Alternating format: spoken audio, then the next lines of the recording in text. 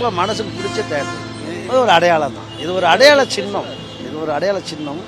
ஆனால் நல்ல ஒரு தேட்டரு. என்ன தான் நம்ம காம்ப்ளெக்ஸில் போய் படம் பார்த்தாலும் நம்ம பழைய தேட்டரில் படம் பார்க்குற மாதிரி இருக்காது தான். கஷ்டம்தான். வருத்தங்கள் இருக்க தான் செய்யும். யாருக்குமே வருத்தம் இருக்காதா? பழைய இடத்த நம்ம பார்க்காம இருந்தால் அவருக்கு வருத்தம் இருக்காதா? உதயம் தேட்டரு சொல்லுங்கள். படம் பார்த்துருக்கீங்களா? நிறையா படம் பார்த்துருக்கேன் சார். இப்போ இடிக்க போகிறேன்னு சொல்லி சொல்கிறாங்க. கொஞ்சம் வருத்தமாக இருக்குது சார்.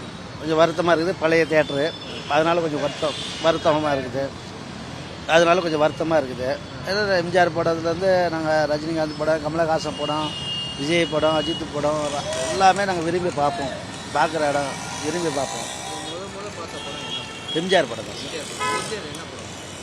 அடிமை பெண் பார்த்தேன் சார். கடைசியாக என்ன படம் பார்த்தீங்க? கடைசியாக வந்து இந்த இப்போ வந்தது பார்த்தீங்களா விஜய் படம், அது பார்த்தேன் சார். இந்த தேட்டர் உங்களுக்கு எவ்வளோ நெருக்கமான தேட்டர்? உங்களுக்கு ரொம்ப மனசுக்கு பிடிச்ச தேட்டர்.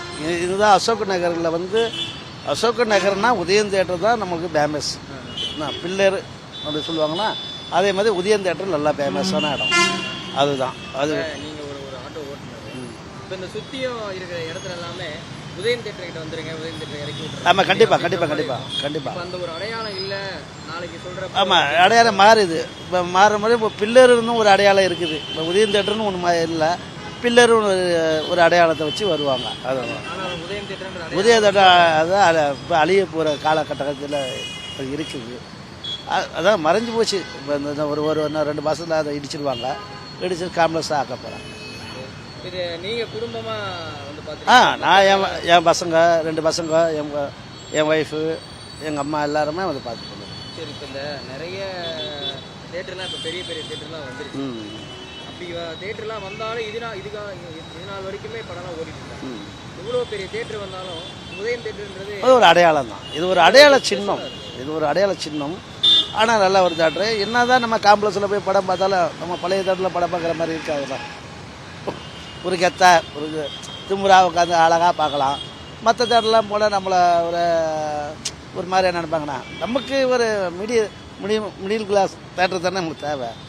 அது ஒரு நீங்கள் விசில் அடித்து கொண்டாடி பார்த்தோம்னா என்ன படம்? ரஜினிகாந்த் படம். ரஜினிகாந்த் படம் என்ன படம்? பாட்சா கீச்சா எல்லா படத்துக்குமே. அதே மாதிரி விஜய் படம் எல்லாமே இங்கே தான். உதயம் தான். ஆமாம், உதயம் தான். உதயம் அஜித் சார் படம்னா எங்களுக்கு ரொம்ப பிடிக்கும். இருந்தாலும் நாங்கள் ஒரு ரசிகராக இருந்தாலும் மற்ற படத்துக்கு போகிறது எங்களுக்கு விருப்பம் உண்டு. எல்லாரும் படத்தையும் நாங்கள் பார்ப்போம். எவ்வளோ டிக்கெட்டில் படம் பார்த்தீங்க?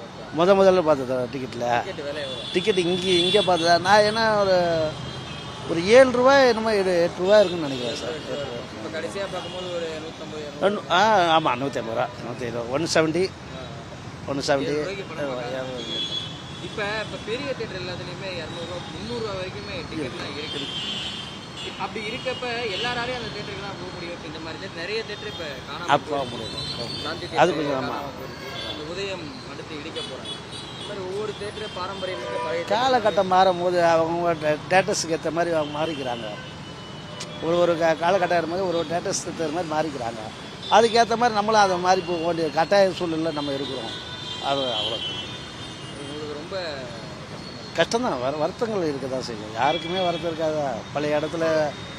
பழைய இடத்த நம்ம பார்க்காம இருந்தால் அவருக்கு வருத்தம் இருக்காதா? புதுசாக பார்க்குறவங்கள பழகலாம். பழைய ஆளாக பார்க்குறவங்கள பார்த்து சந்தோஷம் வரும்னா அதுக்கும்